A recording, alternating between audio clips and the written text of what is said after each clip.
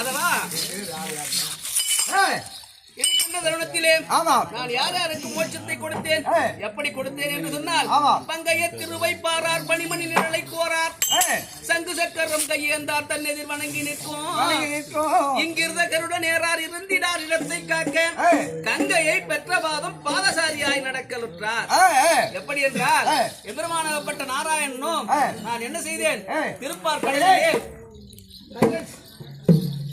கடலிலே பள்ளி கொண்டிருக்கின்றேன். எப்படிப்பட்ட பள்ளியடை மாய தூக்கம். எம்பெருமானுக்கு என்னைக்காவது தூக்கம் இருக்கா? இல்லை. எப்படிப்பட்ட தூக்கம் தூங்குகின்றேன்.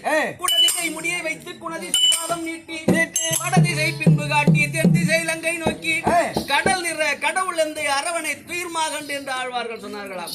அதுபோலத்தானே இந்த படுக்கையணை எப்பேற்பட்ட படுக்கணை, சென்றால் குடையாம் இருந்தால் சிங்காதனமாம், நின்றால் மரவடியாம் நீல் கடலுள் என்றும் புனையாம் மணி விளக்காம் பூம்பட்டாம் புல்கும் அணையாம் திருமார்க்கு.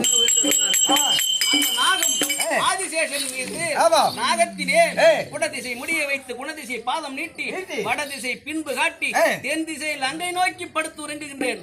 உறங்குகின்ற இடத்திலே என்னுடைய திருவடியை எந்நேரமும் மகாலட்சுமியானது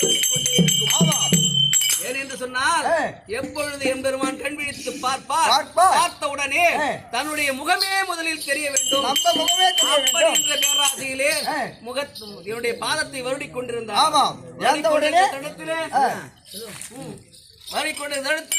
என்ன நடந்தது, நான் எப்படி பிறந்தேன் வளர்ந்தேன் பார்க்கலாமா?